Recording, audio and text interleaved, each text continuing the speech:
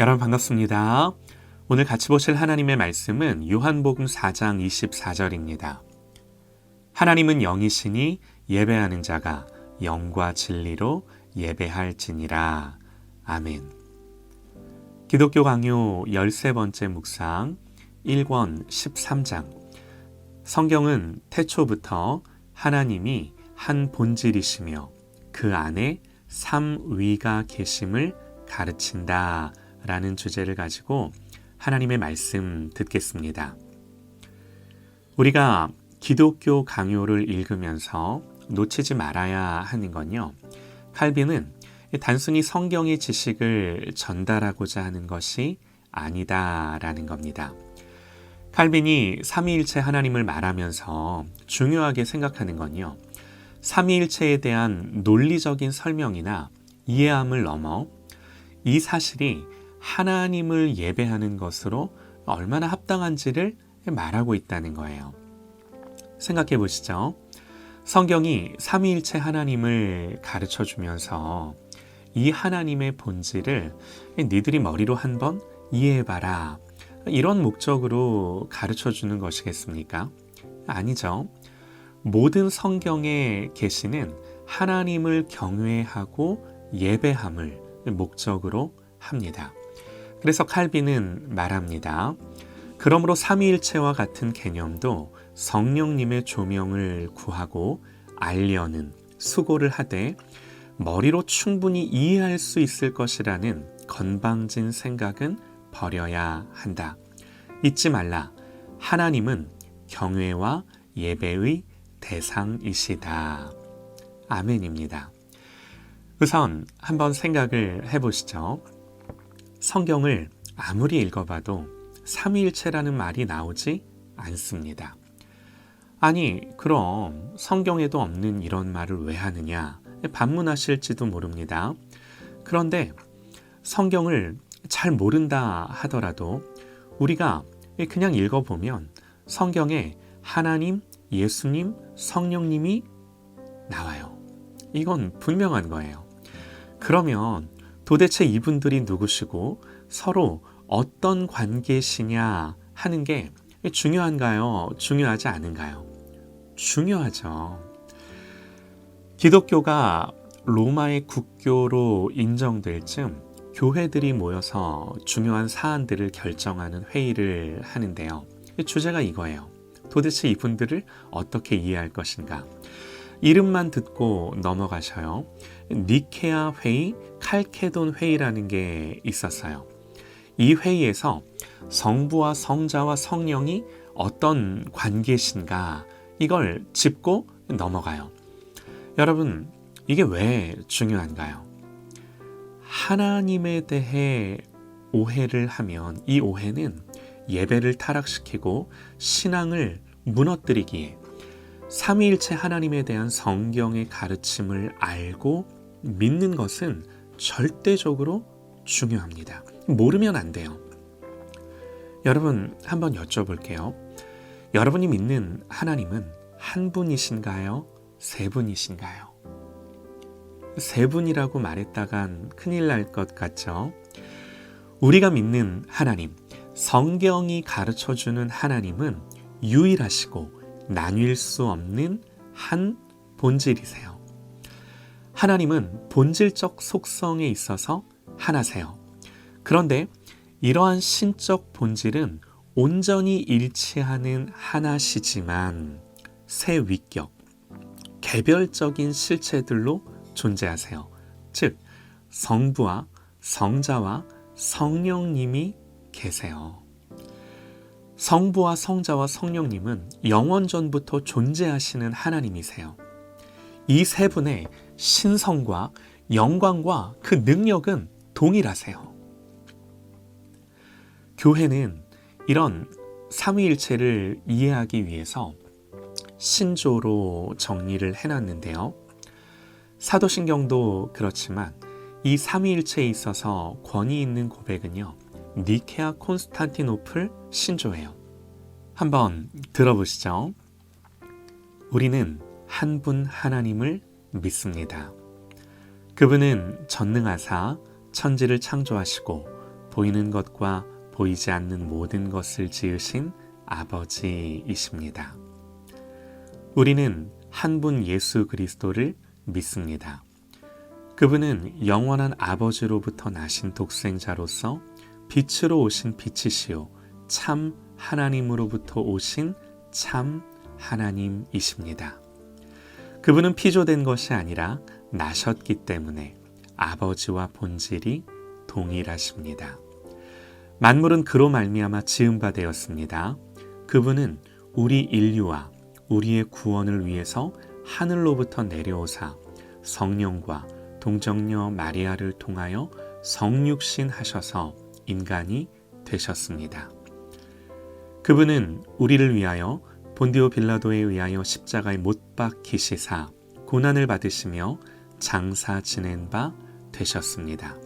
그리고 그분은 성경대로 사흘 만에 죽은 자들로부터 부활하사 하늘에 오르시고 하나님 우편에 앉으셨습니다. 그분은 살아있는 자와 죽은 자를 심판하기 위하여 영광 가운데 재림하시고 그의 나라는 영원 무궁할 것입니다. 우리는 주님이시고 생명의 부여자이신 성령님을 믿습니다. 그분은 아버지로부터 나시고 아버지와 아들로 더불어 동일한 영광을 받으십니다. 이 성령님은 예언자들을 통하여 말씀하셨습니다. 우리는 또한 하나의 거룩하고 보편적이며 사도적인 교회를 믿습니다. 우리는 죄사함을 위한 하나의 세례만을 인정합니다. 우리는 죽은 자들의 부활과 장차 임할 세상에서의 영생을 바라봅니다. 아멘. 이 신조에서 우리가 주의 깊게 볼 건요. 이렇게 고백을 해요. 우리는 한 분 하나님을 믿습니다. 우리는 한 분 예수 그리스도를 믿습니다. 우리는 주님이시고 생명의 부여자이신 성령님을 믿습니다. 성부와 성자와 성령님을 동일한 영광으로 고백하고 표현해요. 다시 한번 여쭤볼까요? 여러분, 하나님은 세 분이세요? 한 분이세요? 질문이 틀렸습니다. 하나님 세 분이세요? 한 분이세요가 아니라 하나님은 삼위일체세요. 성경이 계시하시는 하나님, 성부와 성자와 성령님, 아무리 성경을 읽어봐도 한 분도 아니고 세 분도 아니세요.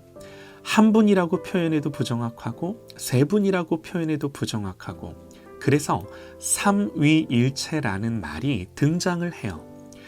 성경에 이 말이 직접적으로 나오지는 않지만 하나님의 신비를 표현할 다른 말이 존재하지 않아요.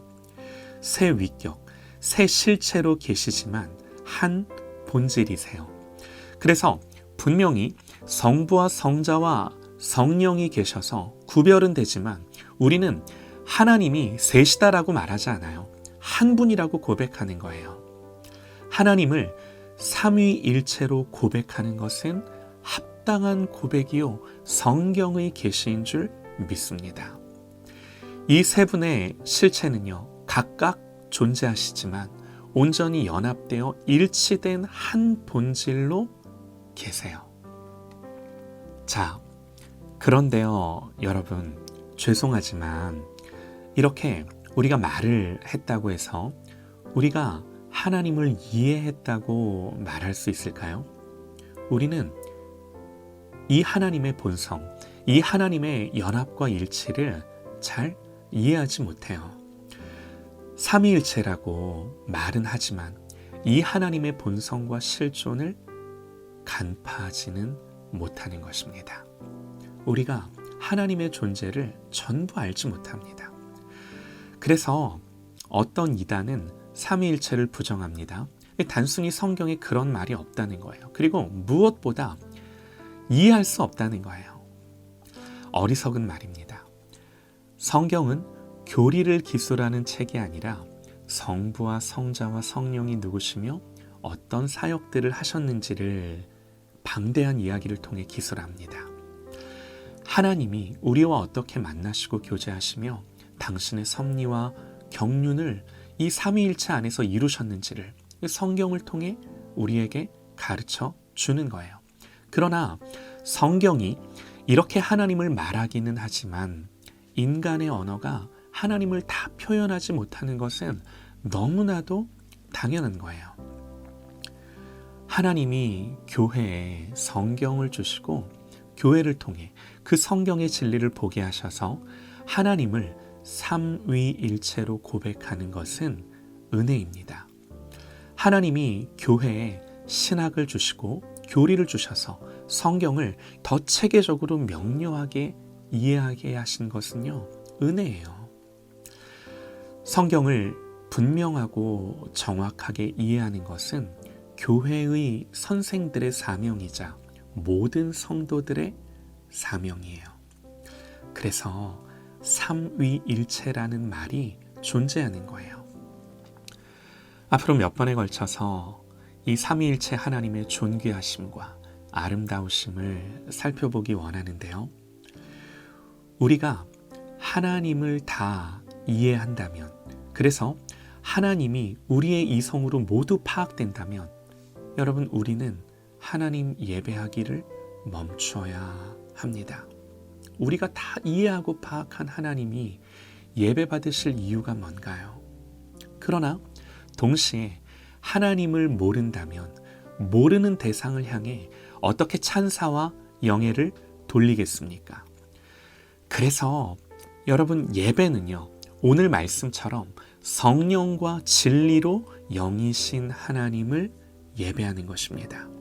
예배는 신비입니다.